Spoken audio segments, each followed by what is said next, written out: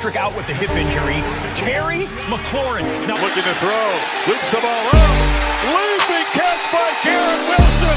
Down inside.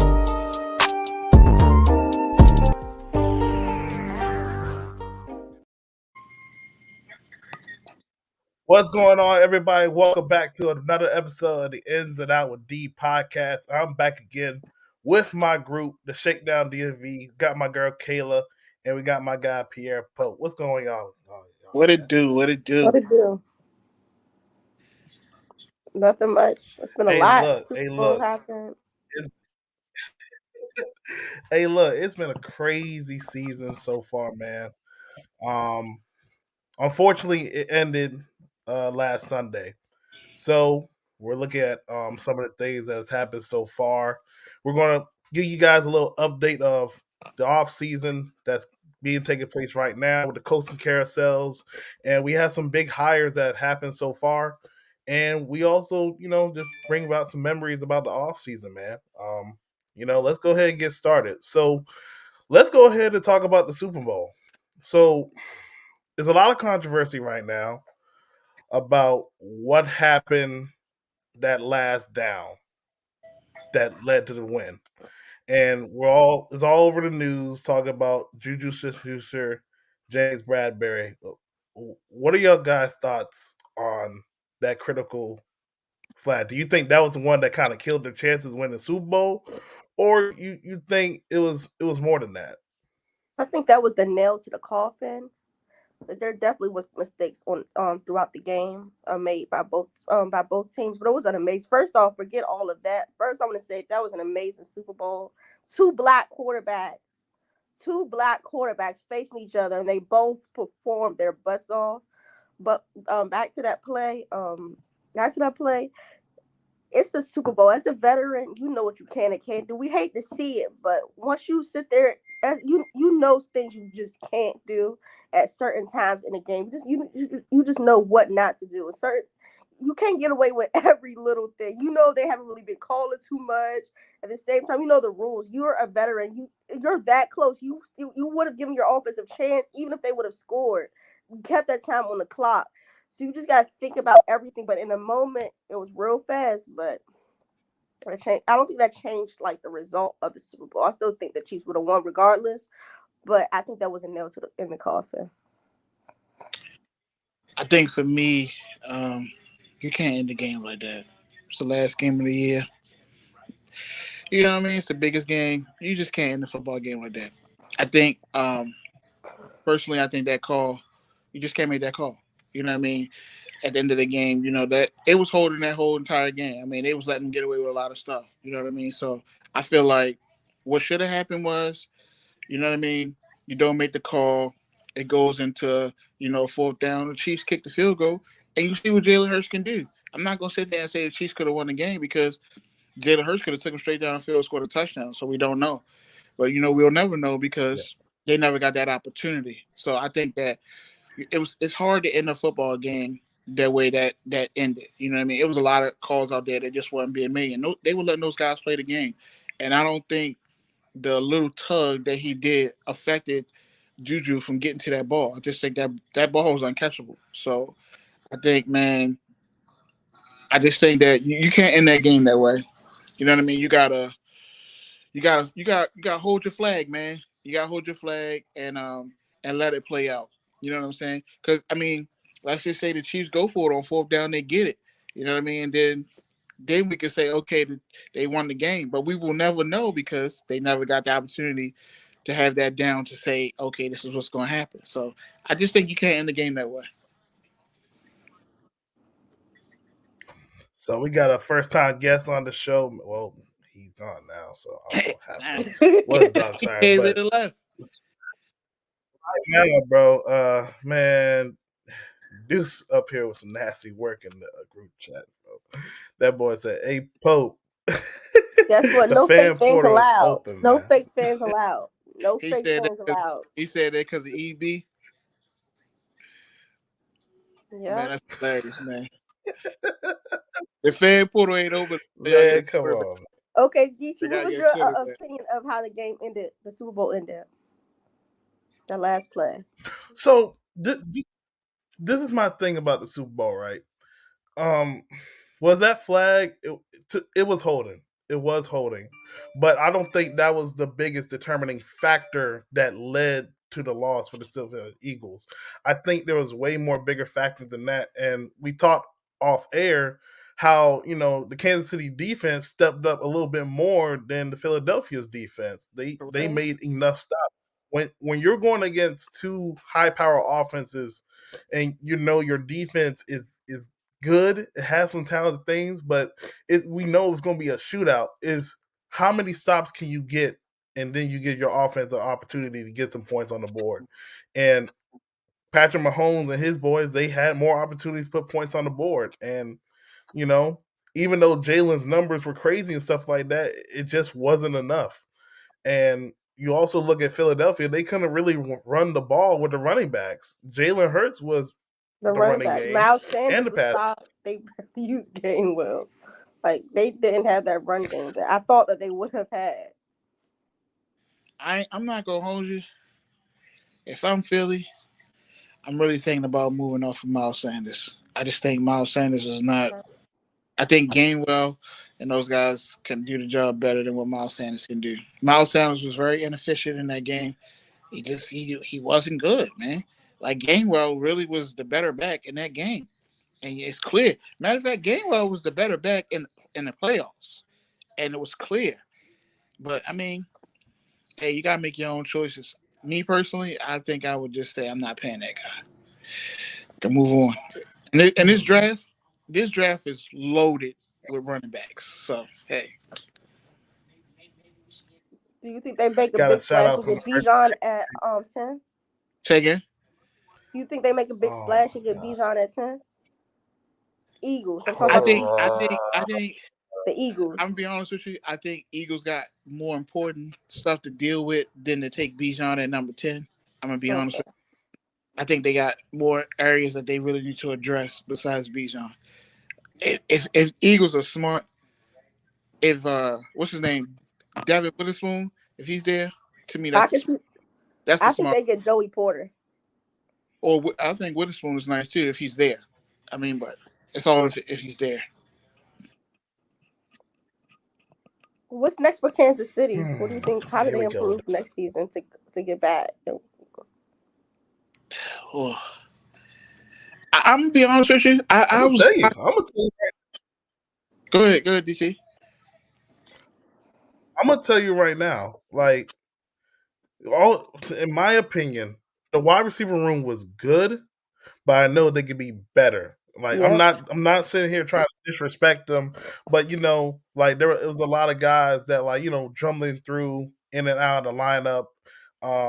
He got some production, got way more production out of that group, even with Tyreek Hill from last year. So I still think they will try to get really a bona fide, or not even bona fide, just a wide receiver one to make the offense a little bit more scary.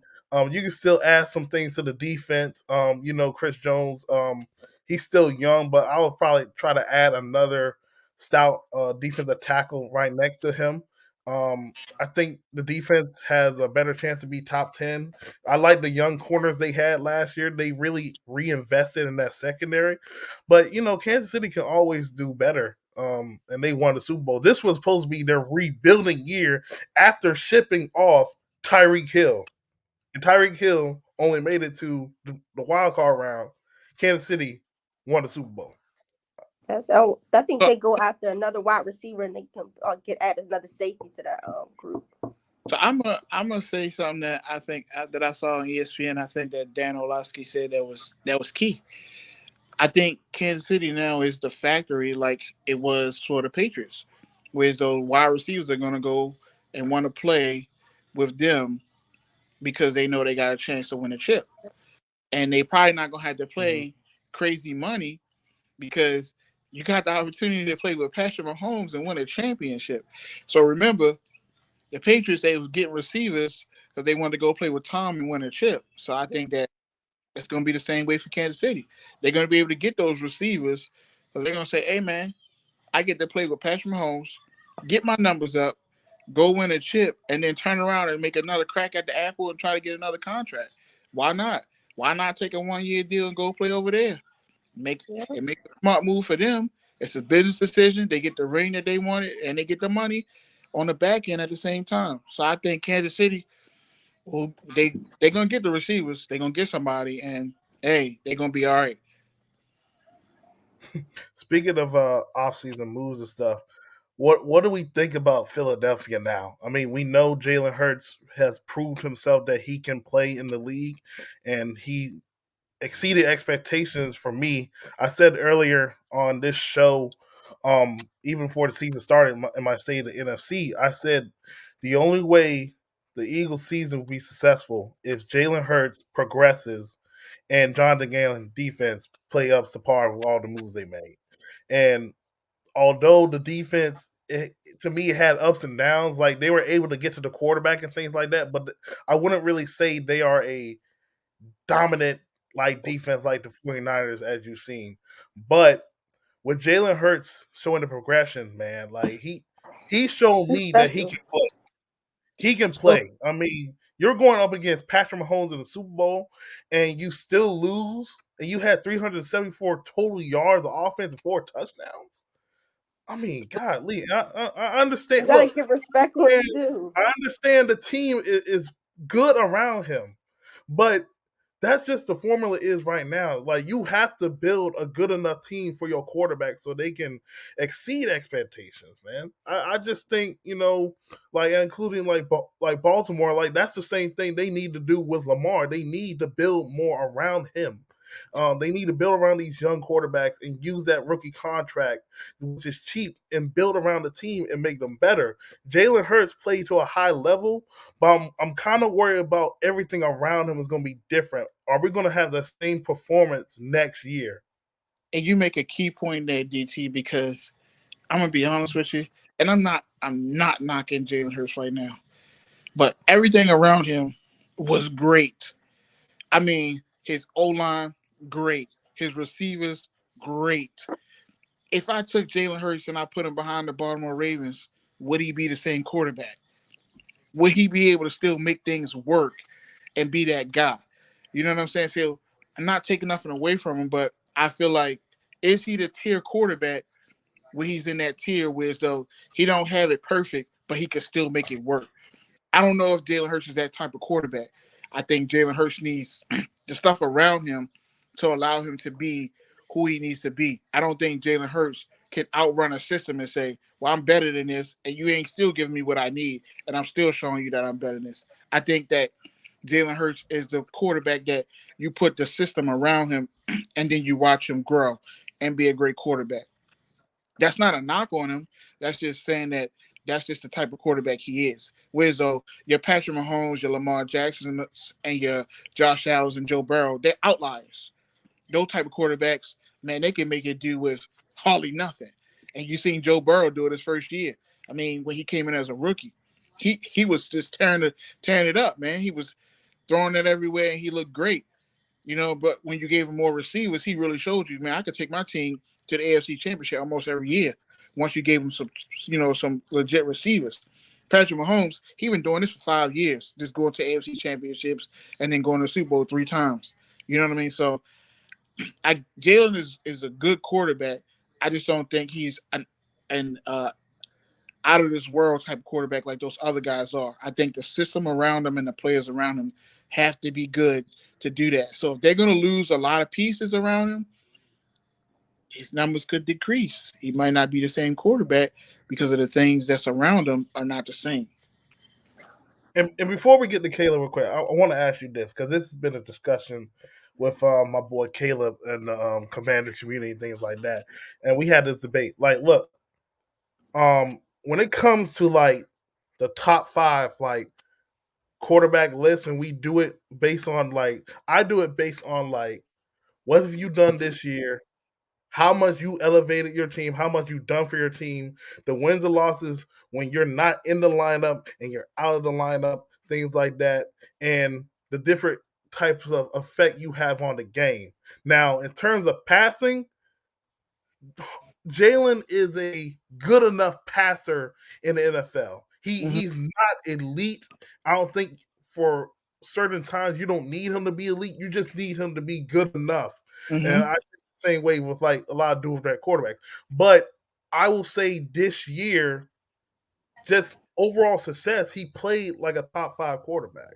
Yes, I agree. I agree. He played like top 5 quarterback, but I also agree they gave him everything he needed to be a top 5 quarterback too. You know what I'm saying? Like I think that Jalen wanted to prove to the league that who he was, and to me, he did. He proved that he is a quarterback to be reckoned with. He proved that he put in the work in the off season, and he silenced all the critics where they said, "Well, Philadelphia got 2 picks, so hey, if Jalen don't show up, they can go get another quarterback." And I think he proved to them that no, Jalen is the guy that we need to keep building around, and we need to take those picks and keep building around him to be a successful team. So I think he proved that. He showed you that. And credit to Jalen too. He took it serious in the off season to actually put that time in and say, I'm gonna work. And he worked hard. And it showed. When he got out there, he was balling. And it showed. But I'm gonna be honest with y'all, I ain't never seen an offensive line in my life do what they did last week. That offensive line was generational. That it's no way. I'm sorry, they went for every time it was 3rd and 1, 4th and 1. They got it with a quarterback sneak. Offensive lines don't do that. That's not normal. You get what I'm saying? Like they just moved Kansas City when they wanted to. That offensive line was generational. And I seen they had the one who was on the goal line. I think he needed like 3 or 4 yards. They moved the line 3 yards to put him in the end zone. That's crazy. You don't see that. That's not normal. So his offensive line, I give his offensive line 100% credit, bro. They are different. And it showed. Okay, Kayla, what are your thoughts about the Jalen Hurts discussion and how that Eagles team is going to look next year with all the free agents that they're going to have to re-sign or going to have to let them go just to have more room? And like, Okay, Jalen. do you think they can sustain that type of success? Okay, yeah, so I think they can still be successful. They won't have the season that they had this season. One, the defense is going to look different. They're going to have upgrade. They're going to lose a lot of key pieces on the defensive side of the ball. They got corners that probably won't be there next year. Second, with Philadelphia, that offensive line was like they've been building that offensive line for a while. That tells you the importance of an offensive line. And with Jalen, he's definitely a top 5 quarterback in the NFL, hands down. He's actually shown that he can win playoff games with his legs. I haven't seen one where he's actually sold me on his arm winning a playoff game with his arm. First game when they played the Giants, they put up over 200 yards rushing yards. The second game when they played San Francisco, he used his legs. This game was a mixture of both. Once he adds that next step to his game, it's going to be even better for him. But also, I think the offense may not take a huge drop off next year. It's that defense that's going to take that drop off next year. In the offensive line, you got to start to look for the replacements. Like even though he had surgery, still did great. They still need to add some depth behind that offensive line so it can continue to be great for him. And Miles Sanders, that running back room do needs a little bit of work. I think they got to fix that. But I think they'll still maybe be top 2 in the division next year. I don't think they are as going at like 16-0 run like they did this year. I don't think that's going to happen. Quick question They'll still before be competitive. we jump away. Do you think the offensive coordinator and defensive coordinator affects this team since they're leaving? Not really, because they're staying with in-house hires. Only difference is if they use Vance Joseph, maybe defensive. He wanted to probably use more blitz and stuff like that. But offensively, Brian Johnson's been working with Jalen Hurts. If anything, he should elevate Jalen Hurts' game. I would like to see if Jalen Hurts make more throws next season. And then another thing with Jalen Hurts that actually surprised me this year, he is protecting the football. Not a lot of interceptions. He has fumbled, but he hasn't really intercepted the ball. And I think next year, if he works on that fumbles, I wouldn't be surprised if he makes top 3 quarterback. I just think that defense is going to hold him back. Yeah, I think they do gotta address. You gotta address Bradbury corner. They need to get a corner. Like I said when we was talking before we came on the show. I mean, to me, Miles Sanders can be replaced. I'm gonna be honest. And then And Gardner Johnson, he's a free agent as well. He was a big piece of that secondary. You gotta sign him back. You got to. I mean, I don't Jason think he wants to do Kelsey that. is thinking about retiring. This guy has been a mainstay in that offensive line with Lane Johnson, And and Lane Johnson been battling with injuries too, so they need depth. They need to build up depth behind them. But they drafted the center though. Remember that. yeah, but I haven't really, just for me, I haven't really seen him play center because I've been watching Kelsey for that long, Yeah, and he's the quarterback of the offensive line, so that's yes, going to be yeah. an interesting development and what he's going to do next year. All right, Hey, so if his offensive line is bad, DT, is Jalen the same quarterback? It's tough to say. it's a good argument. It's a good argument. I mean, we've seen Joe Burrow play with bad offensive line, 70 Yeah, sacks, still yeah. produce. We seen Mahomes do it. We seen Lamar do it. We seen a lot of quarterbacks do it. We ain't seen Jalen do it. That's facts. Last season they pretty much had the same offensive line. You just had a few new pieces this year. Yeah. This year's was a little bit better, but So you're right. If he loses Jason Kelsey, I mean Lane Johnson said he having surgery, he coming back, so you ain't got to worry about that. But if he loses Yeah, Kelsey, that's a big piece. That's a big piece. Can Cam Jurgens come in and be a good center for them? big questions. Big questions that's for annoying. the Philadelphia Eagles this offseason. So, man, look, I hate that the season ended like this, bro. Like, we sitting here. Your team made the playoff poll. Our team didn't make the playoff. But what what were some memorable moments? If it's not about your team, what were some memorable moments from this season that will stick to your mind, and you'll be like, "Dang, that really happened." The Miami. Damar Hamlin, Brian Robinson, miracle. This season showed you that God is real on some real. Like Oh yeah. it's crazy. For me, it's the Miami game. We was up, whooping their tail, up by 3 scores, and the defense just allowed Tyreek Hill and company to just wow. Like Lamar Jackson was having the game of his life. We up 35-14. You know what I mean? You sitting back having a cold one, like, yeah, this game is over. And then Tua comes back and throws 6 touchdowns. Golly. Disgusting. And another memorable thing is the concussions Tua took, bruh. Like Miami, I'm sorry, Miami. After that Cincinnati game, Tua shouldn't have played for the rest of the year, man. Facts. He should not have played, man. And now they're talking about Tua coming back again. Man, this is hard to watch. It's hard to watch. I think they Man, need a confident all right, backup just to be safe. Just to be safe. man. Why you had to do that guy like that, Pope, man? What? Come on, But you boy know he said, shouldn't have played. Hold on. "Come on, You man." know he shouldn't have played at the Cincinnati, DT. You know that. He should have played at the Cincinnati? Nope. No way. I know, but it's just touchy. It's just touchy, It's very touchy. and in It my was opinion, scary.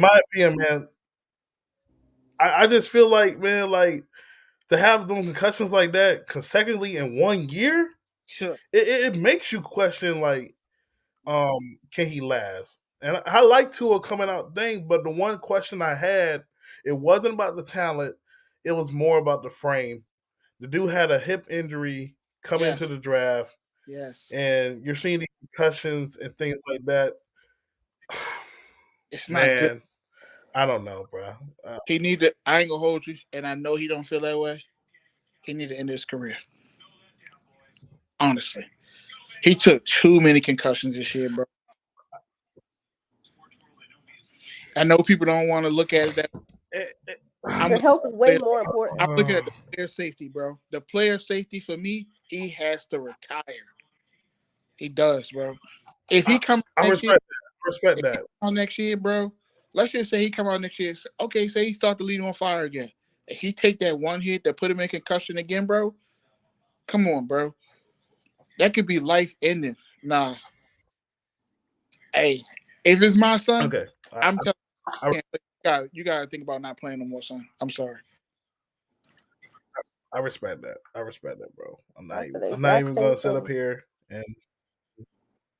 I respect that. Bro, So with we that literally, being said, I'm gonna be honest with you. We literally watched somebody die on the field and then be resuscitated and came back, bro. I've never seen that in my life. You know what I mean? So for me, you're right. that Tua shit, I'm just that's how I feel about it, bro. It's nah. Think about your life more. I Man. figure. And do you think that situation had anything to do with Tom retiring? Him seeing the stuff that's happened this year with Tua, with DeMar. You think that may have put something on him on retiring as well? Seeing that I am getting older, something crazy could happen. I I've think, done enough. I think Tom's situation is just. I think he's kind of tired, and I don't think he wants to go through the whole situation again. Like this season was hard for Tom. It just wasn't a regular Tom Brady type season, and the grind and what they had to go through this year. I don't think he want to go through that again. That's what I think that's about. But in the off season, he was some of the problem as well. Like he was missing practice. He like you can't do that as a leader. If you expect a lot, you can't sit there just be missing practices, missing time out throughout the season because you want to get your face fixed or something crazy like that. Kayla, I think if we want to keep it Yeah, above, but Brady was doing that. He should have He stayed was home doing with that for a Giselle. long time, though. He should have stayed home with Giselle. That's what he should have did. Facts. Like, let's just Facts. keep it a buck. He should have stayed his ass home with Giselle, and we know Facts. that he was stupid. You So he don't chose think he football stayed over his, home and he was like, I can't. bro. He chose football over his family, bro. That was stupid. He should have stayed his ass at home, bro. He could go play golf and get away from his wife if he needed to. He already had a job. DT, he has a job.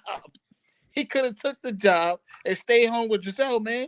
That was a dumb decision by him, bro, and he paid for it. He lost his family because of a It football. ended the worst way possible. The way his career ended was terrible. Come on, bro. Losing to Dallas, like what? No. Bro, he should stay home with his wife and kids, bro. Mm-hmm.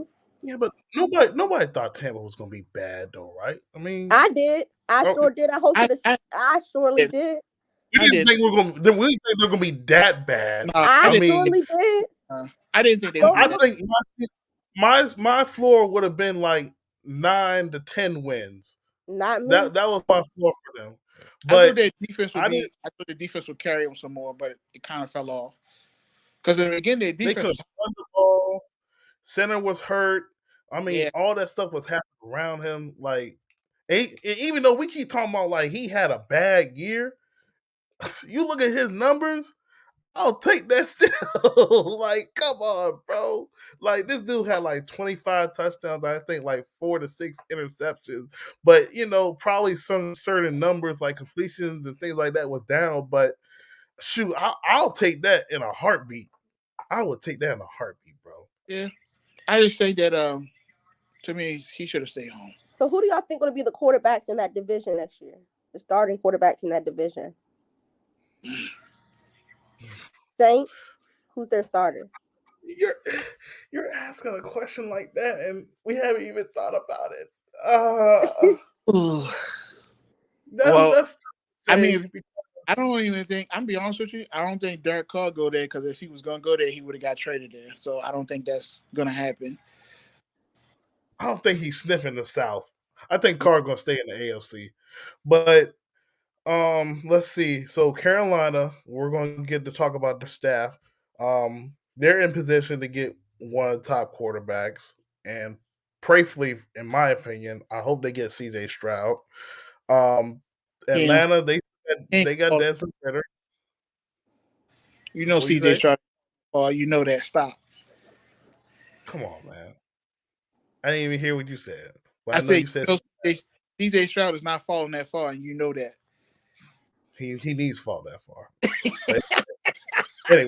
Anyway, so you're putting Will Levis over CJ Stroud? Hey, teams that dumb, Kayla. Teams are that dumb. They're gonna do it. People will do that, yo. They're gonna do it. That seems like something the Colts would do. No, the Texans will do it. Not with D'Amico. Maybe I don't think so. All right, it ain't a D'Amico call. It's the GM call. That's true. Remember that. That is true. How does it naturally work? What I do, it work. Look, man. Where was I at? Oh, so Atlanta's Atlanta. going to be interesting because of the Lamar connection we've been hearing this past summer and this year. If it happens, I expect them to pull because they were trying to get Watson last year, right? They were They were, close. They were real yeah, close. they were trying to get Watson. So that team, if you look at their offensive line, they're a good running team. They got Drake London. They'll get Kyle Pitts will be healthy this year, hopefully. and he'll actually be utilized, but we're not going to go there. Mm. And the Saints, I don't know what the Saints going to do. They got too much issues for their own selves, and then you're going to release Michael Thomas, the cap casualties, and things like that. I think Taysom Hill will be they start. I'm just messing around. Taysom Hill will be their quarterback. Taysom Hill is just like the Taylor Heineke to them. Is he? I think so. The players love him. They throw him in there whenever quarterbacks are playing bad. He'll get you a few wins. They throw him at the only thing is he does play other positions. But I say he's like the Taylor Heineke of the Saints.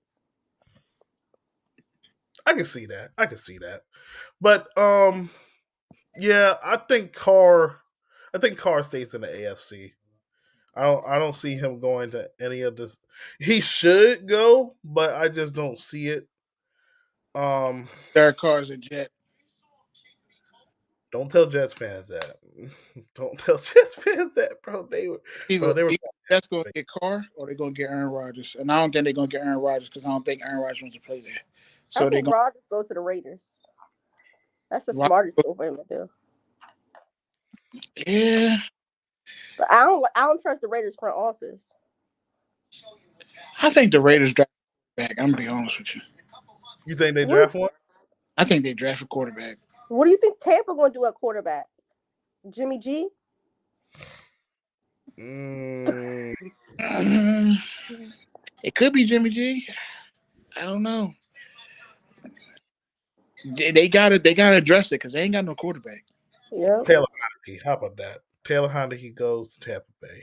No, Taylor Heineke going to the Chiefs. Taylor Heineke is a commander. Oh, yeah, he's a commander. He ain't going. Stop it, bro. He ain't going nowhere. He's y'all permanent backup. Stop it, bro. Taylor Heineke is y'all permanent backup, baby. I'm trying to tell you. He's going to the Chiefs. The Chiefs don't want that. We're going to get McCole Harmon as our return guy, you know.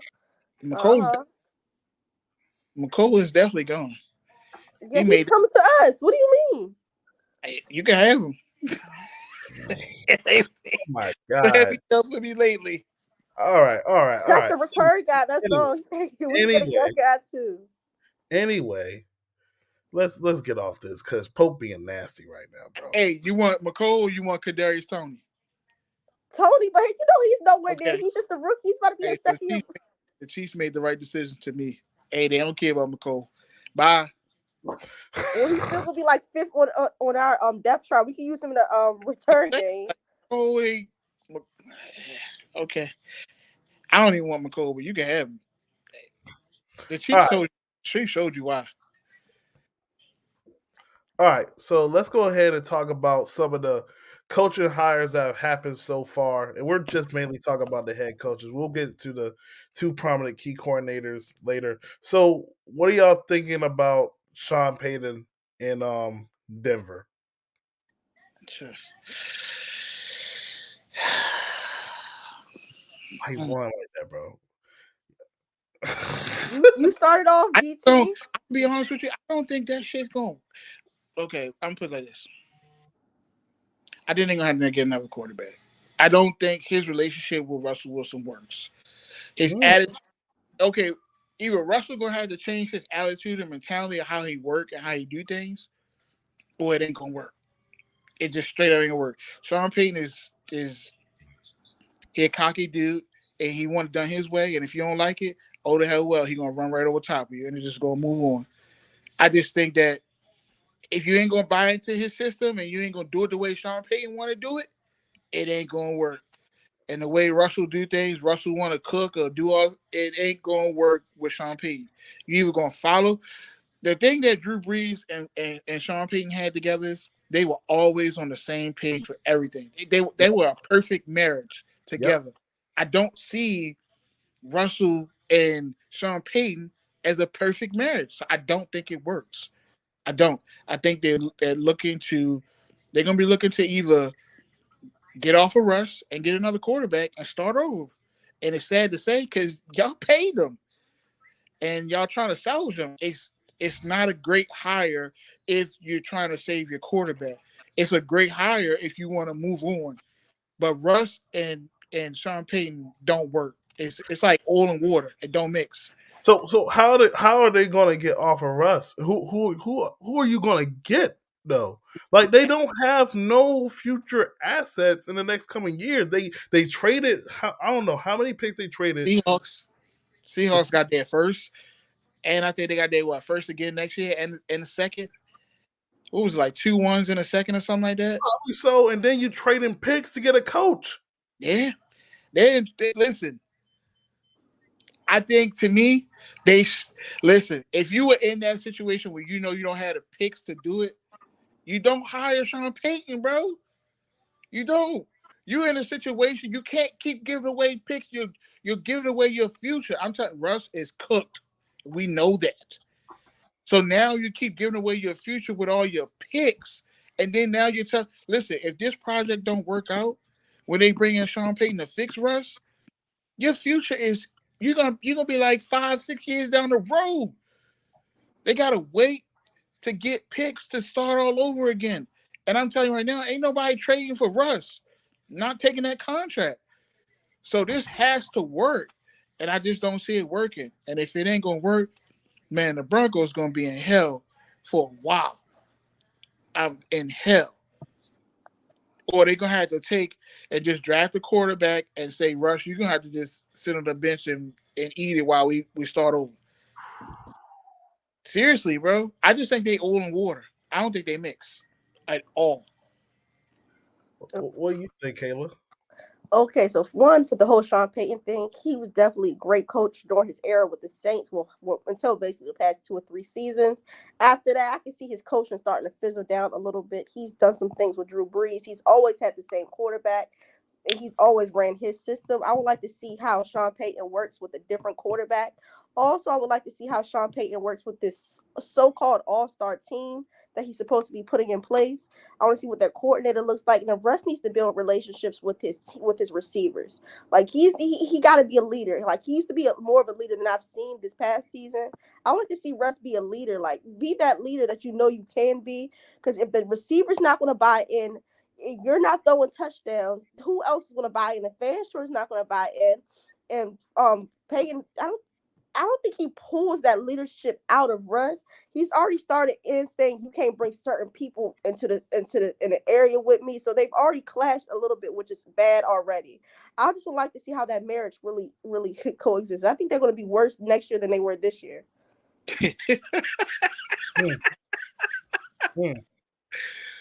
Hey, I'm with Kayla, man. I'm with her. I just don't see how it works.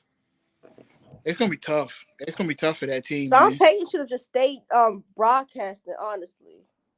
If I'm Sean Payton, honestly, Kayla, when I come into training camp, I'm looking at Russ and I'm seeing if it's gonna work. And then I'm be honest with you, and at the same time, if they could draft a quarterback late, something I don't know, man. I gotta have other quarterbacks on my roster because I'm not sinking my ship with Russell at my quarterback if I'm Sean Payton. I'm just being honest, and I'm letting. It's not like the offensive team line know was too. terrible. It was Russ. I'm letting the owner and them know I'm not sinking my ship with Russ. If it ain't working, I'm gonna take him out.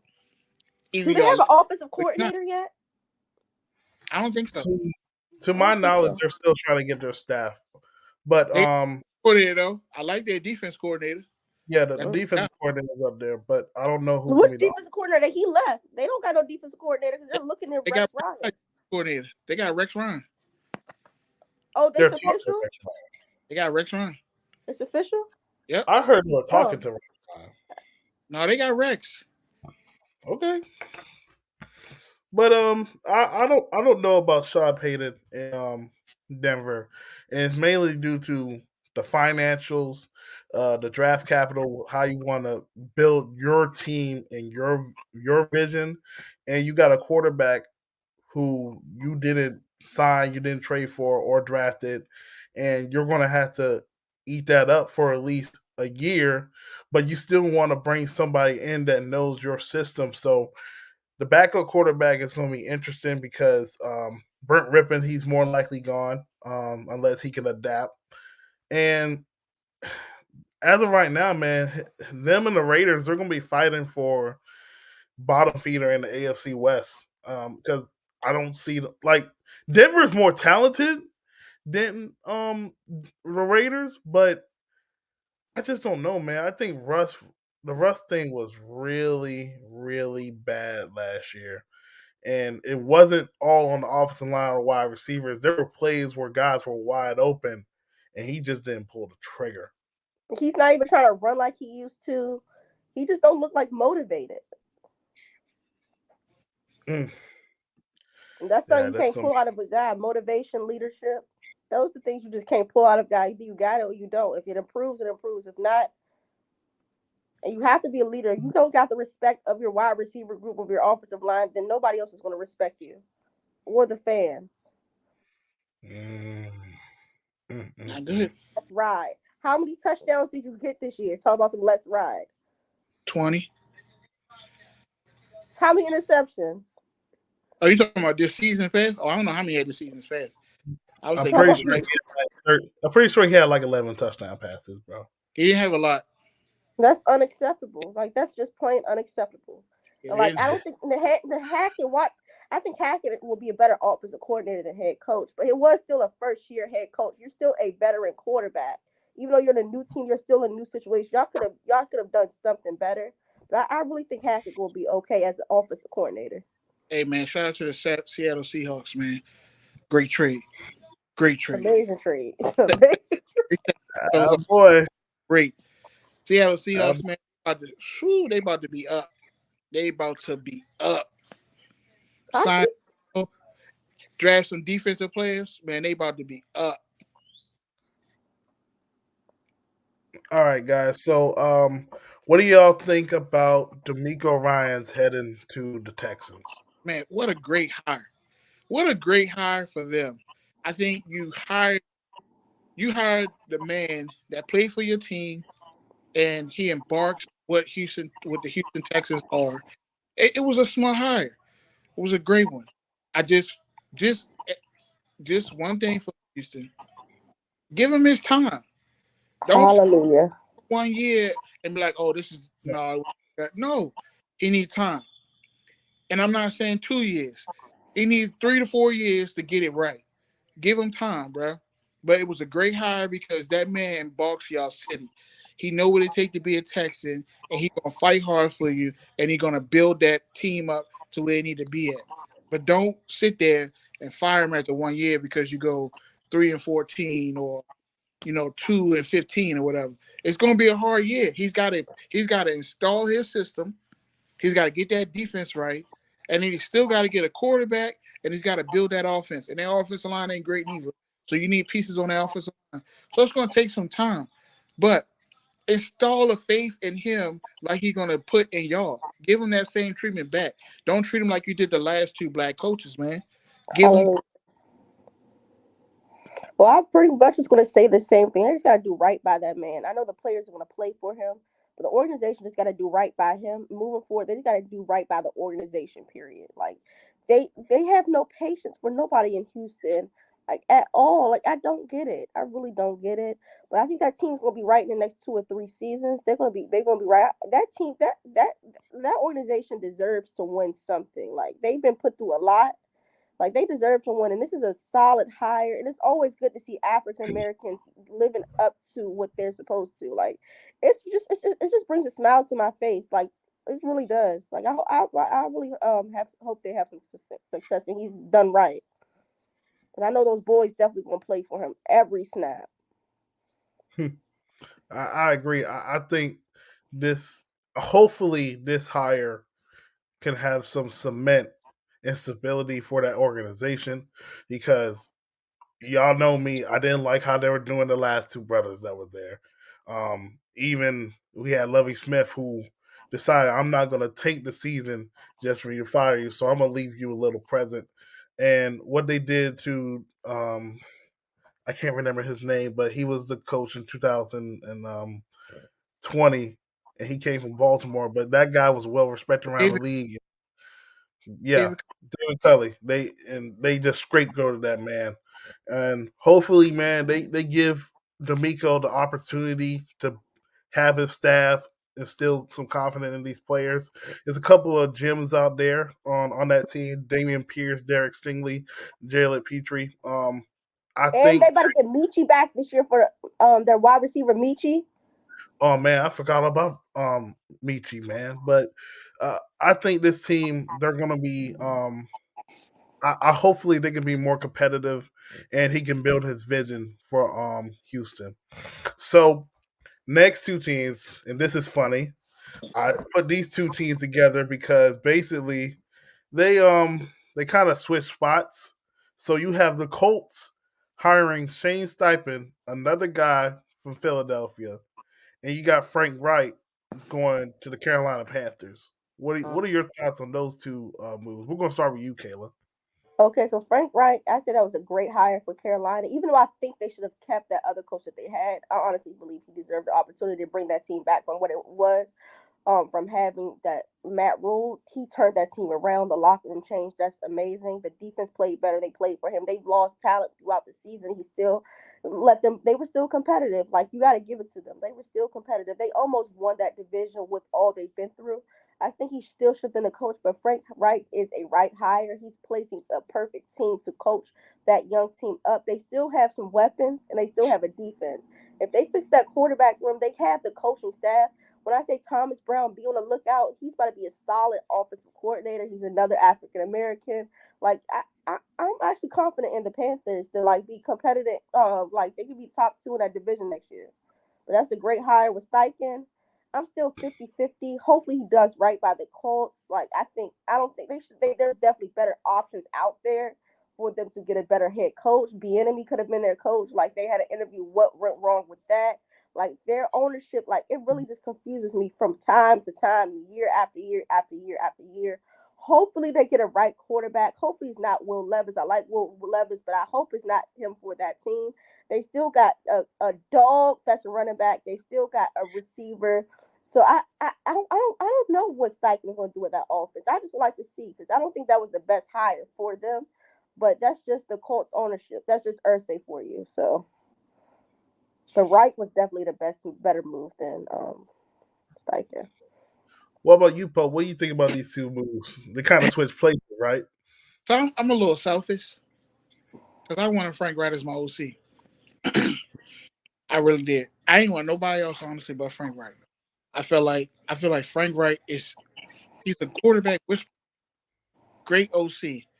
Great for your quarterback. Build your quarterback up. Look what he did for Carson Wentz, man. Look what he did for these great quarterbacks that's out here. Just felt like Frank Wright would have been great for, for the Ravens to hire. But hey, he got a head coaching job. Shout out to that man. Take from. I'm glad he got the opportunity. I don't know if Frank is a great head coach. I don't. Mm-hmm. I think he's Mm-hmm. a great OC. I don't know if he's a great head coach. You know what I'm saying? That's why he built a team. That's why I like that team he built around That's a him. fair question to ask. Yeah, I think that his OC, him as an OC is we can't even deny who he is as OC. It's hard to say what he is as a head coach. I don't know if the coach let him down. I think that in the midst of him coaching at the coach, I think he had some situations that just didn't work out. I think he had a quarterback carousel over there. You know what I mean? You went from Phillip Rivers, Carson Wentz, you know what I mean, and you lost your future. You know what I mean? When your future retired. So I feel like that kind of hurt him. Because when he lost his quarterback early on, he had to scramble to get a quarterback to even win. So we really don't know what he would have been if he really had his quarterback from the jump. So I think that hindered him. But let's see what he do in Carolina. Let's see if he can build it in Carolina. But if he has situations where he's having struggling issues with the quarterback again in Carolina, I think it's smart enough to say that Frank Wright needs to be an OC. I think that's the best, to me, the best position for. And sometimes I understand guys want to be head coaches. I get it. But if you're great at something and that's just what you're great at, it's sometimes it's better to stay what you're great at and just be in that position and ride with it. As Mhm. far as coach hiring Philly's OC, hey, give him a chance, man. Philly's OC was Philly's offense was great. I think what the coach need to do, they need to talk to the Bears and they need to trade up and they need to go get Bryce Young. I think Bryce Young is Yeah. great at system. They got a good old line. You put Bryce Young over there, and now you can build. You get what I'm saying? And Bryce Young Yeah. knows how to that system, and you're fine with that. But you got to get to me. They gotta whatever they gotta do. Go get your guy. Bryce Young is their guy. That's the smart move. Kayla, you said about they should have hired EB.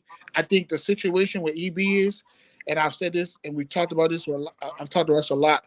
You know, with a lot of my friends, Ravens fans, and all that. EB had to move from where he was to show people who he is. He couldn't take a head coaching job because he was always in the shadow of Andy Reid as the OC. I hated that it had to be that way because it's unfair to But so him. was Doug Peterson. So was all those other coaches under Andy Reid, like that I know, became coaches. but they're white. They're white, and that's the difference. And EB is in the opportunity right now to say, okay, I'm running my system, I'm running my offense, and y'all see I'm calling the plays. It's no more, oh well, Andy Reid calling the plays. You're not calling the plays over here. It's no more discrepancies. So if he comes to the Commanders and their offense is top 5 in the league because of EB, it's no reason why this man should not be hired after this. If he's not hired after this, then we already know why. A But this is lawsuit should be coming. A lawsuit to yeah. get. This to me, this is the last stop because if he proves to you that he has a top 5 offense in this league, and his creativity is like no other, it's no excuses for any owner to sit there and tell me, "Oh, it was Andy Reid." No, it was not. Eric Bieniemy did his job. So we gonna see. Cause to me, this job right here, Eric Bieniemy has to show who he is to get what he wants. And it's sad you got to go that way, but if I know Eric Bieniemy, he likes to challenge. I agree, and I think with these two hires in Carolina and the Colts, I do love how Frank Wright is adding more diversity in his Mm-hmm. coaching staff, and Yeah, he got a young guy, Thomas Brown, and Evo from the Denver Broncos. I think Carolina their future is bright. I think they're going to be way better. They were playing better at the end of the stretch after they got rid of Matt Rule, but I think potentially they can be a challenger in the NFC South with the right quarterback at the helm. And for the Colts, I also think that was a good hire. Now the question will be obviously about the quarterback position and what type of style are you going to be? Is it going to be kind of like what Jalen Hurts what you had, or you're going to adapt to what you have on that roster? And the funny thing is, both of those teams are in arguably the worst divisions in football, the AFC South true. and NFC South. So it's not like it's hard to win those things, even though for the AFC side, at least they had Jacksonville who went 9-8 and went to the divisional round. So you'll be playing the likes of Trevor Lawrence and Tannehill. He might come back with I don't Derrick see. Henry. I I You don't don't see. see him don't come back? know. Tannehill coming back.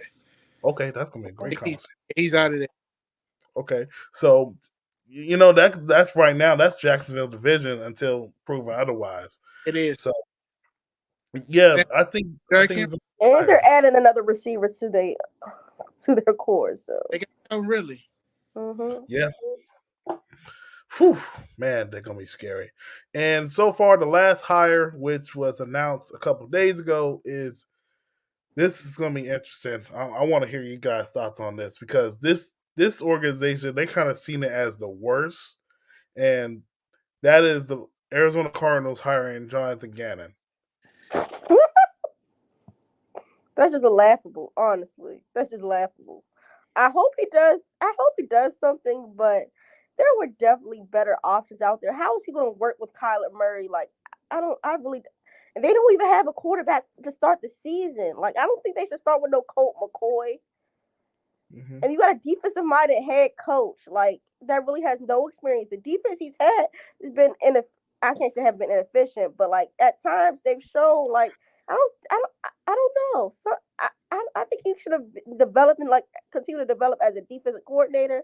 Because some I don't know if you haven't seen him coach, but they could have went in a different direction, especially if they came out and said Kyler Murray's gonna be in talks with be influenced by who the next coach gonna be. Right. If he really thinks that's the man who's gonna be developing him next, not this season, late this season, early next season, because he's still hurt. So if he thinks that's the guy, then go out and win 11 or 12 wins with your guy, because there's definitely better options. It's not like they don't have talent out there. Like I don't know. I don't know. Yeah, I think the Arizona Cardinals felt like they tried the OC hire as the head coach, and they wanted to try a DC hire this time.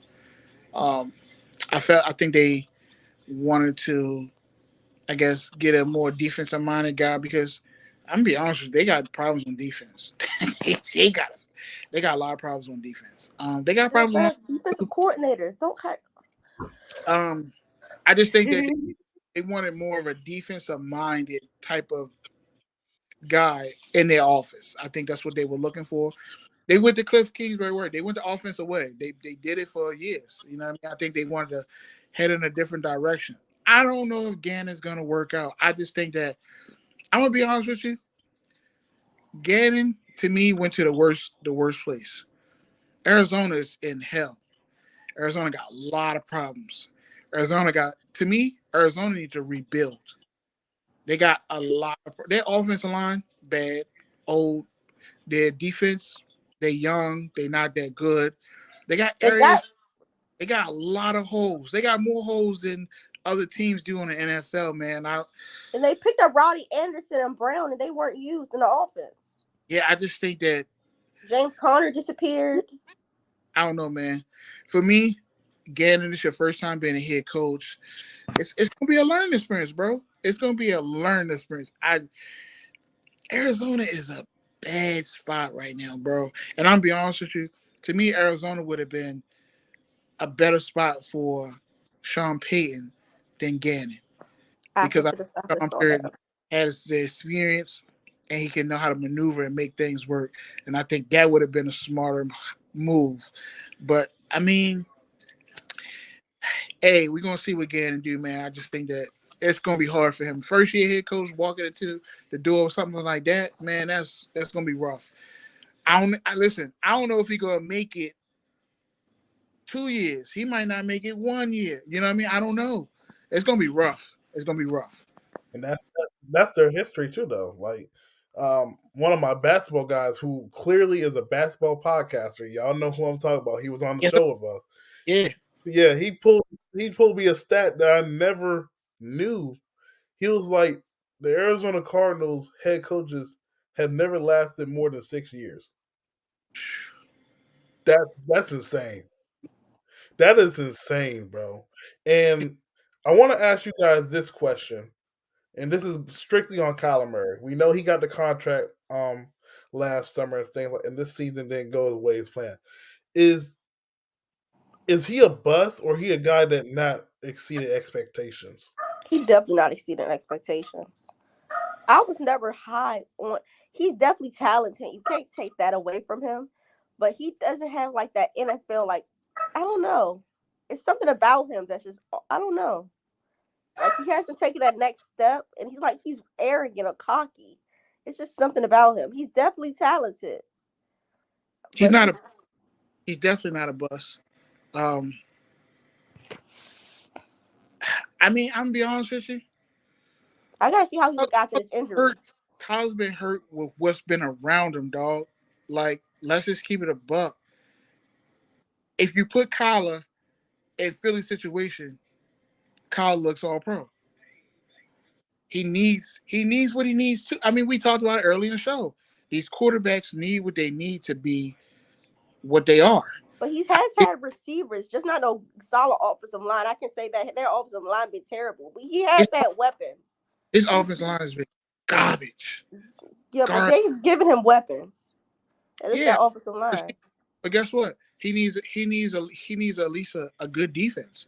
I'm not saying he has to have a top 5 defense, but he has to have a good one. Competent, You know yeah. what I'm saying?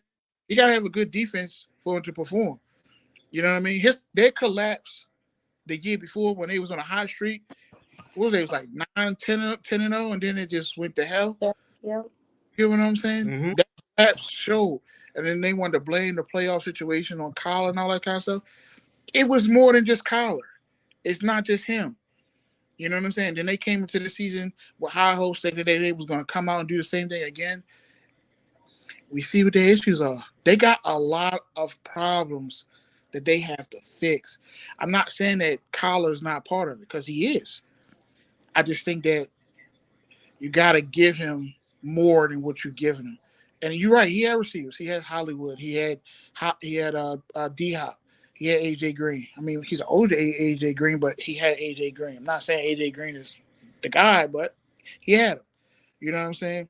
To me, he had a good tight end. I'm not saying top 5, but he was a good tight end. You know what I mean? But his O-line, porous. He had a decent running back. You know what I mean? I like James Conner. James Conner not bad. He's a touchdown merchant, but he's not bad. But his defense is horrible. Horrible. Yeah. So it's like you're putting Kyle has to say, I gotta put 40 up every night. That's tough. Yep. That's I just don't tough. like his attitude. That's my biggest problem with Kyler. Part over to Kayla. He has to fix that. He gotta grow up.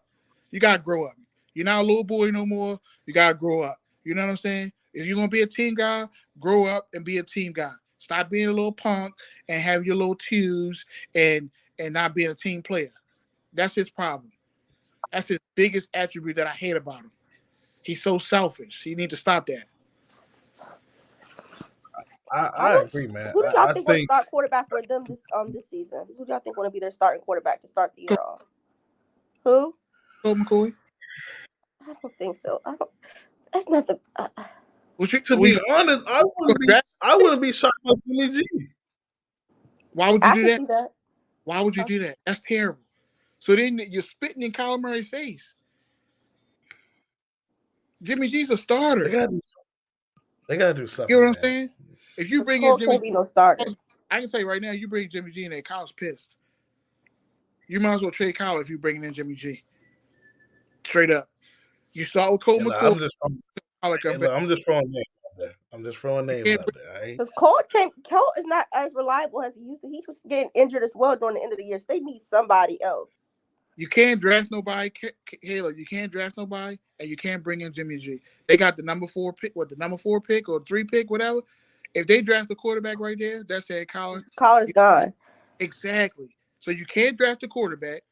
You can't bring in Jimmy G. What about Tyler Huntley? I think Tyler Huntley. You can't do that. No. Tyler go wherever Lamar Jackson go. I'm gonna be honest with you. Tyler Huntley is a Pro Bowl quarterback. Wherever Lamar go. What about Brissett? Who? Brissett. Brissett can make some sense. That makes sense. That makes sense because he's a backup. If you want to win, there's Kyler feelings because he know he a backup. Yeah. You bring in Brissett to start your season off. That's not a bad choice. I'm okay with that. I think I'm cool with that. So we haven't talked about these two because these two are most prominent in the DMV area. Now we know who the OCs are for the Baltimore Ravens and the Washington Commanders. And Pope, we're going to start with you because you were going to tell us off air, but I wanted you to keep it for this occasion right here. So what are your thoughts on Todd Monken being named the OC for the Baltimore Ravens? I'm 50-50 because, like I said to you earlier, I wanted Frank Wright. I didn't really want nobody else. When Frank was on the table, I was just like, okay, I don't care. You know what I'm saying? I just felt like Frank was the guy. But I get what Frank doing. I understand what Frank doing. Frank want to be a head coach. He want to prove that he's a head coach. I get that. So I got to move on. I got to move off of it. You know what I'm saying? It's hard for me to move off of it because that's all I wanted. I didn't care about nobody else. How do you think the offense going to look? What scheme would you like Monken to use? I don't know how it's going to look, to be honest with you. I don't know if I trust Todd Monken.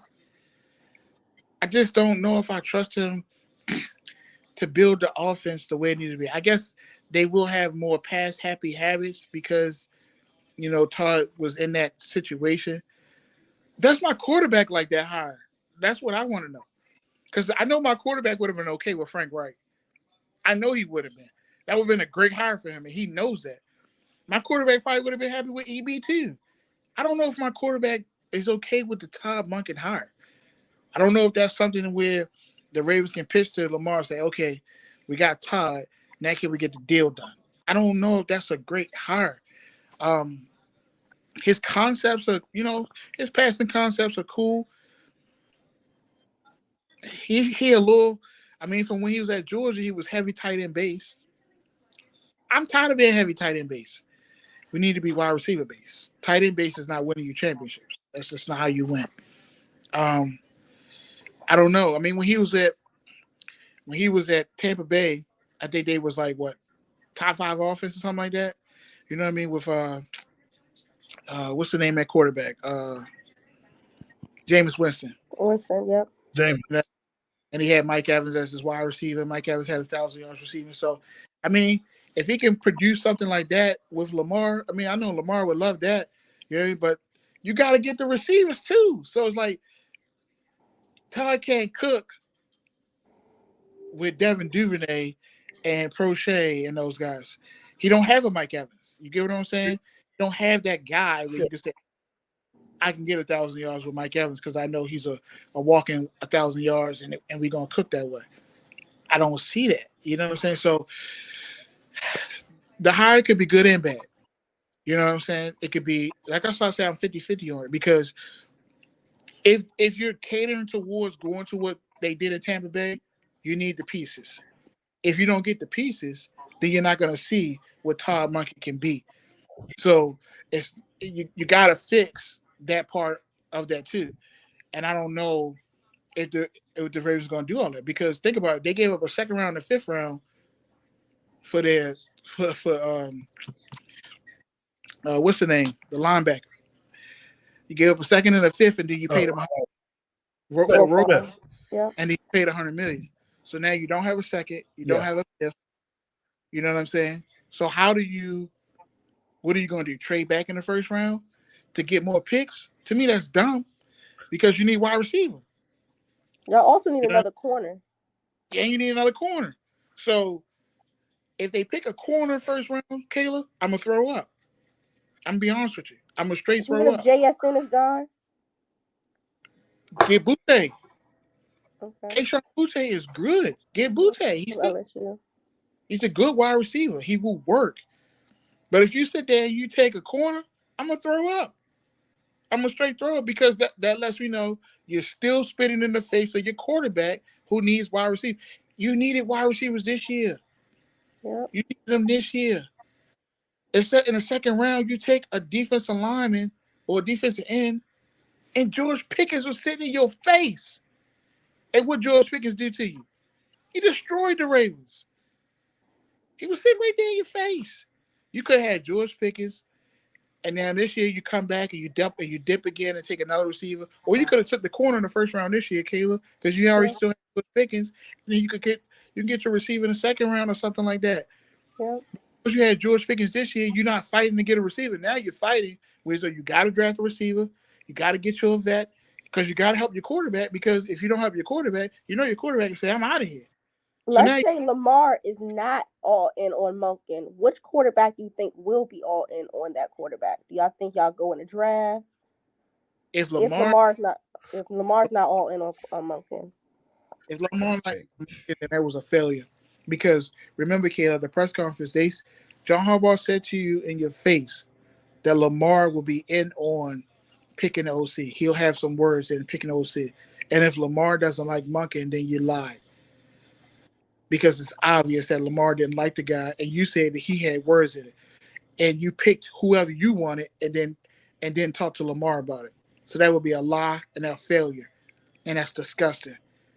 That's very disgusting because you sat in my face and told me that Lamar was going to be a part of it, and he wasn't if he didn't like the hire. Because that was the case. Lamar would have told you, "I don't want Monken," and you still did it anyway. That's Yep. spitting in your quarterback face. So if that's the case, then don't tell us that. Just go get who you want, and then trade your quarterback. That's what you do. You know what I'm saying? So it all depends on what they put around Lamar and if Lamar likes to hire. That's the only way you're gonna see this work. If they go out there with that same shitty receiving core, it's not gonna work. It is not gonna work. They're not gonna make it, it's not gonna make it happen, and Lamar is gonna be out. So they better fix it. Mm. Whew, that was I'm glad I let you got that off, but I, I still think it's an upgrade though from what y'all had. Like I think his Anybody's pro concepts. you know that. Don't even do that. No, Anybody's upgrade that guy. I mean, I'm just saying, like DT, I you are like Monken when I you are heard his name. that guy. Let's be real. You are upgrade from that guy. Seriously. That guy Okay, is okay. terrible, and you know it. His passing concepts, bro, he had 3 receivers in the same area. In the So same, happy we didn't get him. I'm so happy. I'm so happy. you could call better plays than him, DT, and I ain't even laugh. I'm serious. He was horrible. But I get what you're trying to say, though. And Monkey's offense was Okay. posting up like 30 points, 24 points, 27 points, but that's in a college based offense. Lamar made his offense look great. Let's just be real. All right. So we got that off. So Kayla, we already know the big news that happened overnight. We finally got our guy. We got Eric Bieniemy. He's coming to DC to be assistant head coach and offensive coordinator.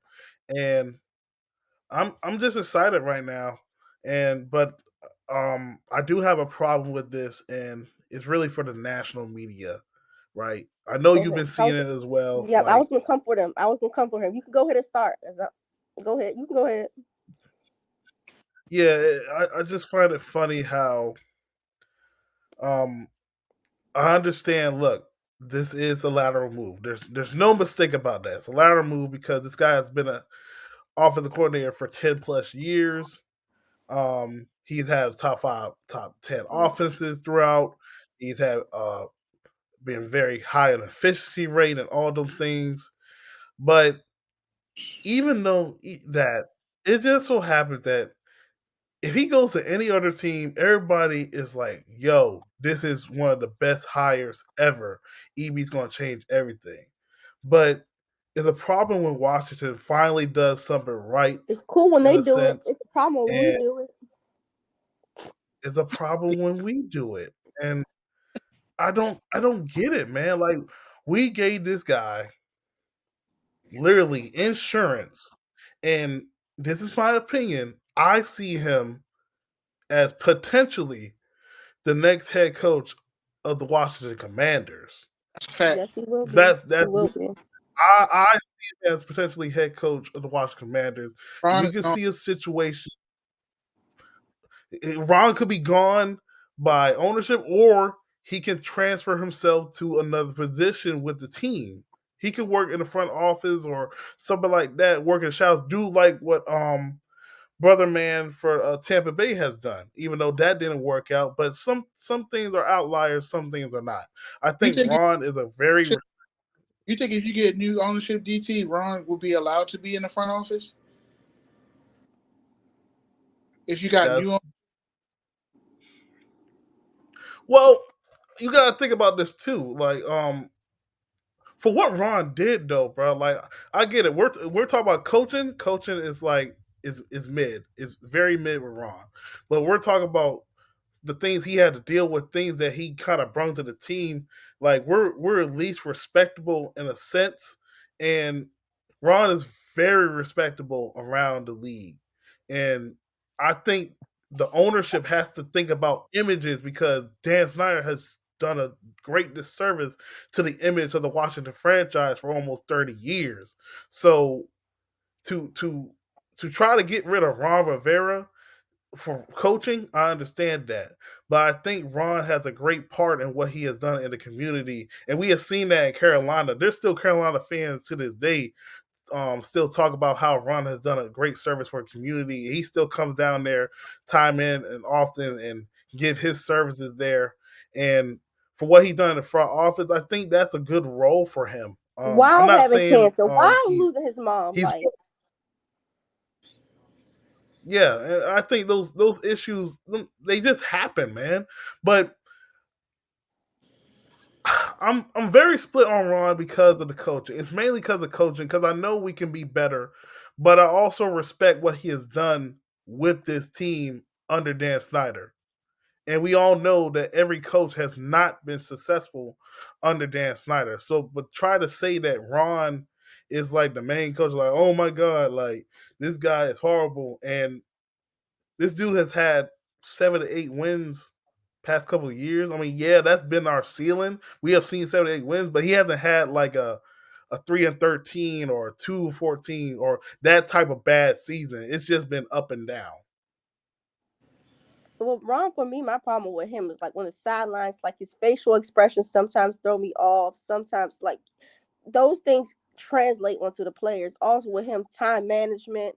He doesn't throw the challenge flags. Those are the things that I don't like about Ron and him in front of the media.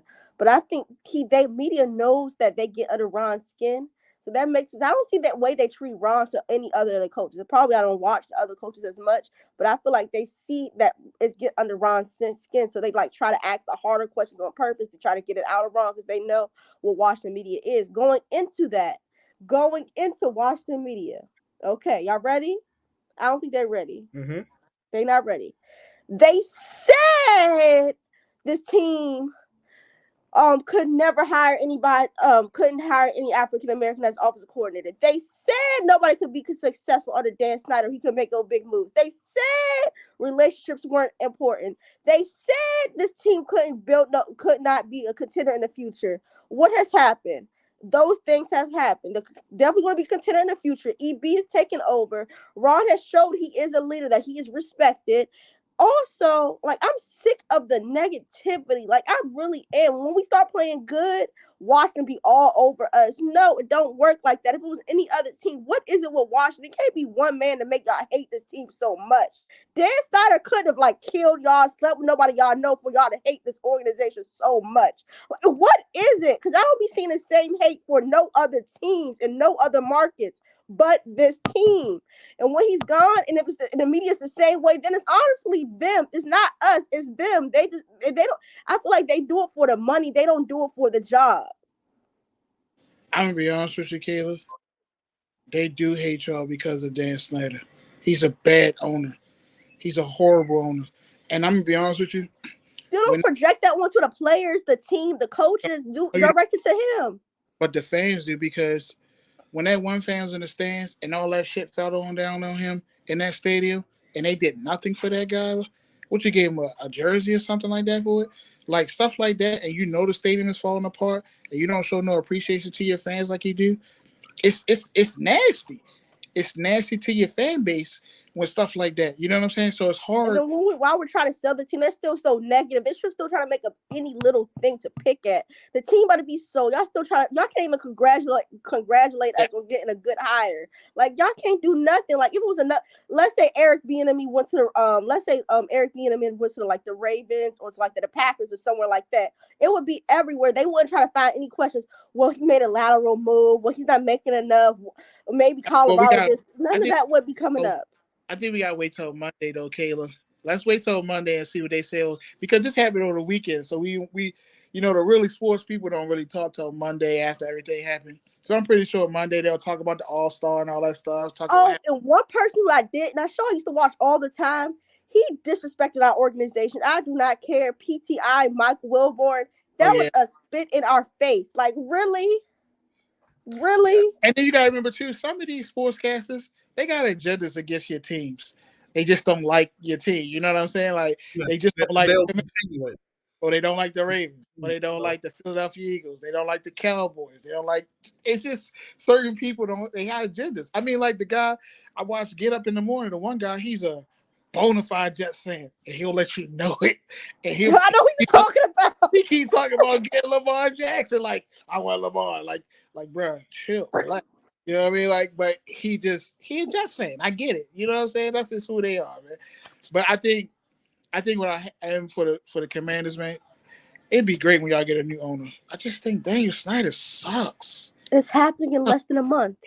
He sucks, bro. He really less than a month. Less than a month. I can't wait till March. I can't wait till March either, bro. I'm so tired of this. I feel like we're gonna have the biggest parade in the DMV. Like, yes, sir. Crazy, bro. We'll have a parade before the Eagles. Oh, that's a shot. That was. Or they host another one. Or come close to Kayla. So close to having another one. They still licking their wounds right now, Kayla. Come on. But they ain't played no good quarterbacks all year, you know. Heineke, Patrick Mahomes, the only two teams to lose to. How do you lose to Heineke? Like, he's great, but like, how do you lose to Heineke? Kayla. And then lose to Patrick Mahomes. This is nasty, Kayla. It is nasty. I guess it's die, Eagles die. It's time for us to take command. Die, Eagles die. Dallas, they keep it Dak for the next 100 years. You know, they don't care about the young quarterbacks and nothing like that. They sticking with Dak. They're still gonna let whatchamacallit run the show. The Giants actually been smart this offseason. You know what's funny? I told E and all those Giants fans over there, I told them, I said Brian Dable will save Daniel Jones' career. I told him that. I told him that in the offseason. And they was like, well, what you think? I said, I'm trying to tell y'all, Brian Dable was a great coach, and he will help Daniel Jones revive his career.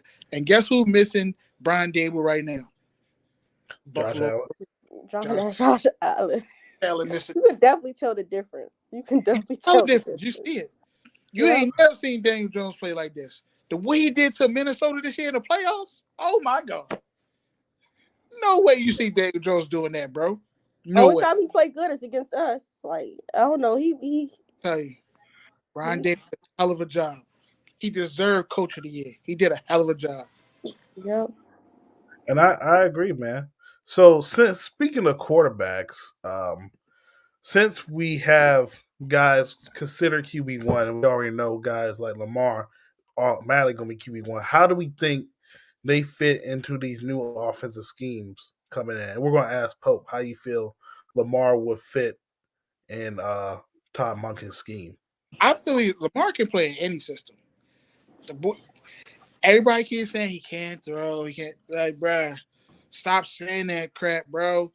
If you say he can't throw, you ain't not watching football. Stop. The kid can throw, and he can throw with the best of them. He got a strong arm, and you've seen it. You seen it in the Jacksonville game where he threw that pass to Deshaun Jackson. That was a rope. The kid got an arm, man. I believe he can play in any system. The thing that's great about him, yes, it is his legs. But if you watch Lamar, he improved his passing. He worked hard this offseason, and it showed. Bro, he's a great passer. He can play in any system. And you think that kid not going to work? He's going to work this whole offseason again. He's going to put the work in like he always does. And he's going to be who he is. I just think that we got to stop putting this narrative out here that the kid can't throw. It's a lie, man. That when you say that to me, you don't watch football. You don't watch it. Because to sit there and say Lamar's not a great passer, it's annoying to me. And the media says it, and then you got fans that say it, and it's disgusting. Because if that's the case, when we played the Colts the other year, he had a perfect passer rating. He threw for 400 yards and 4 touchdowns. And he was the only quarterback to ever do that. Like, it was phenomenal just to watch him work. So, like, to sit here and say he can't pass, man, y'all don't watch football. To me, y'all don't watch football. Y'all just hate on the man and want to be haters to him or say that. Like, the one guy, I forget the guy's name. He played for New England. He be on Get Up too. I can tell he hates Lamar. Just straight up hates Lamar. I think it's Nikovich, whatever his name is. He's a Lamar hater. Say that, Lamar can't what he keep doing because he's running, or he does this or that. No, dude. Lamar's a great passer, and you've seen it. And guess what, Ryan? He did it to your team this year against the Patriots. He cut y'all up. He did what he wanted to do. It's not like he wants to run. Come on, Well, bro. that's They just another team hate. quarterbacks. They're haters, bro. When they say he can't throw, you're hating on the man, straight up, and it's terrible, and it needs to stop. But I mean, I guess it won't stop until Lamar takes him to a Super Bowl and win it and show you that he can do it. That the narratives will stop, and I think they still will go. But it is what it is. Okay, for All Howard. right, Kayla. So, what do you think about Sam? Yeah, I like Sam. I want to see that boy ball out and develop. I'm not going to expect him to have like 15 touchdowns, 2 interceptions. No, he's going to have his growing pains. Time. If we win at least 10 games, I'm happy. Give me at least 9 or 10 wins this season. You could have some interceptions. He's basically a rookie. Basically a rookie. I don't want the fan base wanting another quarterback after 3 weeks. I think the run pass option would be best for him and this team. And I think he's going to be the one to get the ball to the weapons. We've seen that with him in college, even without an offensive line. He can adapt, and I think that boy is a leader. I think he's a leader. He can be a leader. Then you use some like RPOs a Yeah. little bit more. I would like to see like all the receivers on the field at the same time. Yeah, I think both quarterbacks are going to be in better situations. Um, Hopefully, Baltimore can find a way to add some wide receivers, and Rashad Bateman can stay healthy for them. And I think the new passing concepts from watching a lot of the Georgia games, they kind of fit in what they do in the NFL. And I think Monken's going to add an offense for Lamar, and it's going to look so much better for them. People are going to be schemed open. People are going to be wide open, and I can't wait for that. And for Sam Howell, I think that coming from the Andy Reid tree, I think we're going to see a lot of QB friendly concepts, RPO, spread, under center action, and things like that. I think Sam is going to be a little bit comfortable. Now, I do expect him to take some lumps down the road because he only played one game, but I can't wait, man. I can't wait for the season. And the final question of the day is: what are the biggest needs for both teams this offseason? Can We're I gonna start? ask Pope because he looked like he can rate. Okay, go ahead. I don't know. Pope looked You're. like he about to get a guard. Oh, hold on. Come back to me. Come back to me. All right, Go so ahead, Taylor. Coming to you. Okay. Okay. for the draft, so can you run through our picks real quick? Because I'm gonna tell you which position I want us to get in each position real quick. Your picks. I don't think I got it up here. It's okay if you don't. Um. I'll just say the positions. It's all good. So first on the board, I want to get corner. We need another lockdown corner. We know in the division, Giants are going to get another receiver. The Cowboys are going to get another receiver. St. Juice still got to Yeah. see him play a full healthy season. And we need a corner. That's my number one thing. And then like I want us to get a center because we can't play tic tac. Center will never work in the NFL. Center, we need a right Yep. tackle, and then linebacker. I say they can pick one up in free agency, but now I'm thinking we need a veteran tight end in free agency and a linebacker in free agency. Okay. All right, Pope. What about you? All right. So for me, you already know what my first pick is. We need a wide receiver, straight off the bat. Second round. I mean, we don't have a second round. So third round, I guess it would be. I guess you try to address your corner situation. I think that's what I think. I think the Ravens need to. They need to trade. They need to trade Patrick Queen. They need to get some draft access from Patrick Queen. They need to trade Chuck Clark. They need to get some assets for Chuck Clark. I mean, I'm gonna be honest with you, and the reason why I say all this, DT, Bro. you got to, huh? You gotta, That's a golly. bro. But think about it, GT. If you're about to pay your quarterback, right? You gotta get some. You gotta get money off the books, and then you gotta get picks, or you gotta get stuff, or you gotta trade to get some players that you need for your team.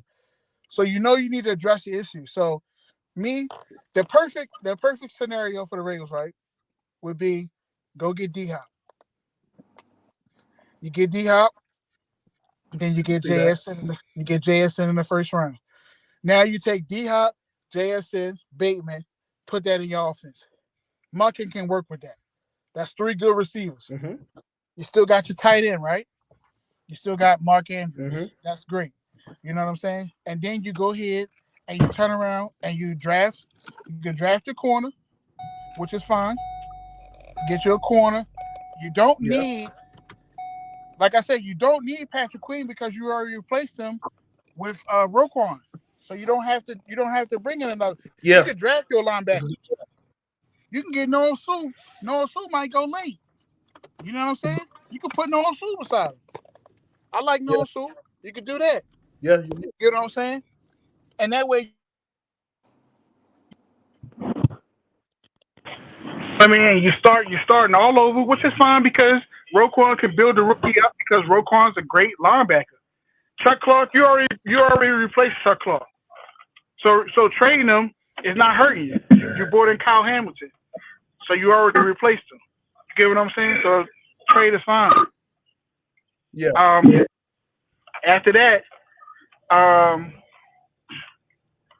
then you can fix other issues. You're gonna lose Ben Powers on the offensive line, so maybe you can draft your guard. You get what I'm saying? Because he outpriced himself. You're not gonna sign him back because you got to sign Lamar. I would love for them to bring MP back. But I just don't know if it's gonna happen or not because I feel like MP gonna want some money. You know what I mean? I don't know if the Ravens gonna offer him what he wants.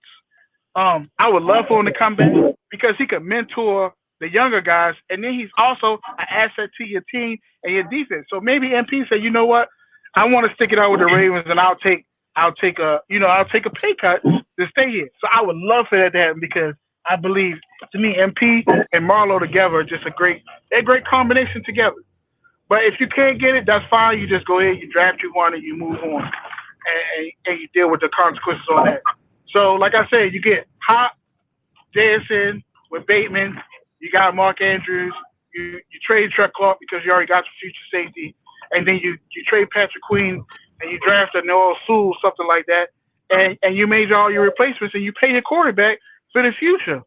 You know what I'm saying? That allows Todd Monken to be who he is with his offense, and then you're not chopping your defense. You're just getting younger in areas, and you're improving. Because, like you said, you have the faith in Kyle Hamilton. You don't need Chuck Clark, right? You don't need him anymore. Just move on. But you got to trade Chuck Clark to get more draft capital to be able to make the draft moves that you need to make in the draft for your team. So ideally, that would be what I would like to see the Ravens do, because I think that will allow them to be able to take the next step with Lamar and also still be a decent defense. They don't have to be top 5. They could be top 10 or top 15. But giving Lamar those access with a top 15 defense, he could take you to the bowl. Oh, one last thing about us that I want us to do this off season: sign Payne, sign Payne, sign Payne, sign Payne! Exclamation point. Yeah, I definitely agree with that. But man, this off season about to be wild.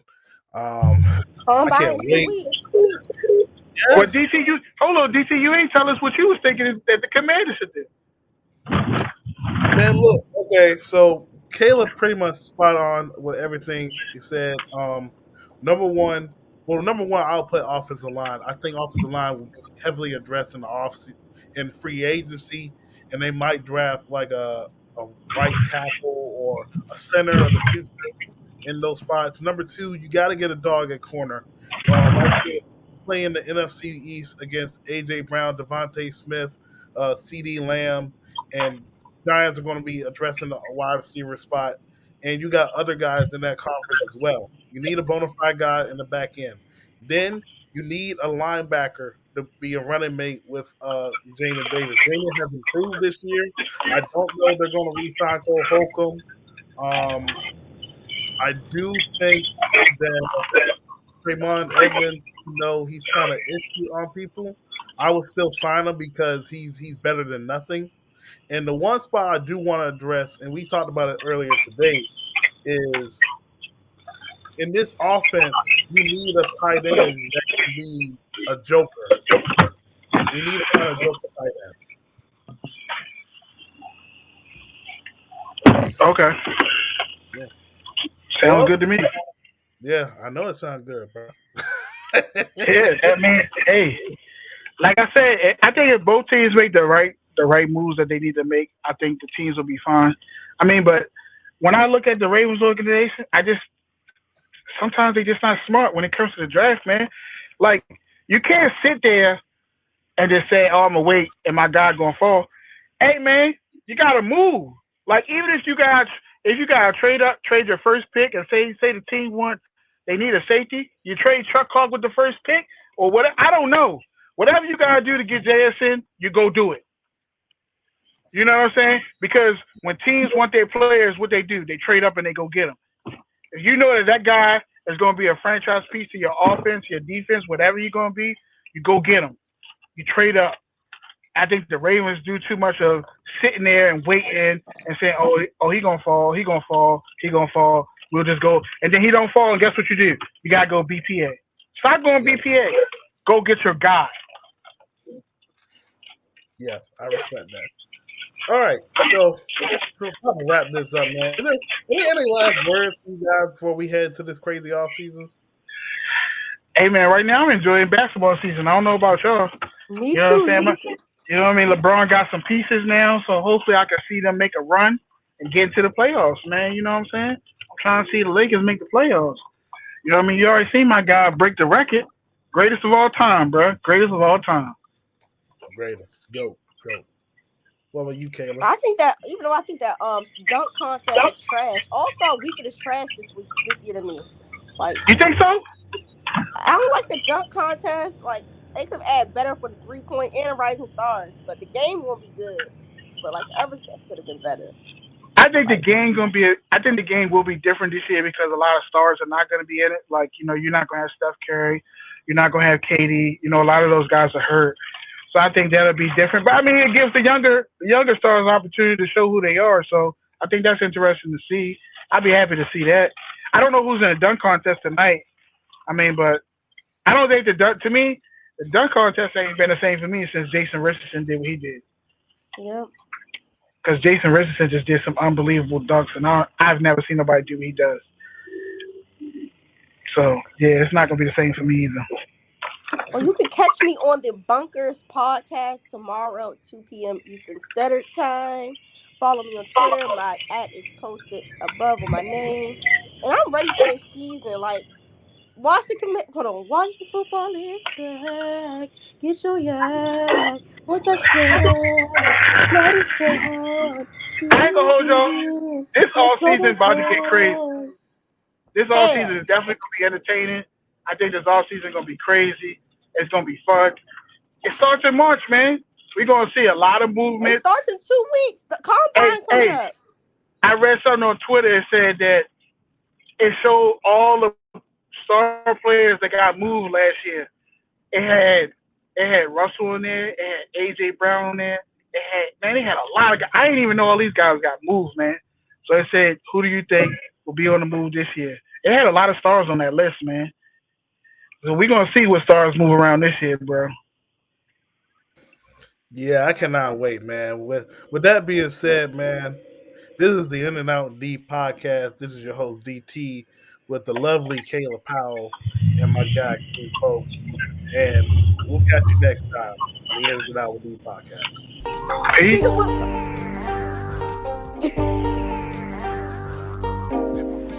Patrick out with the hip injury. Terry McLaurin. Now looking to throw. Loops the ball up.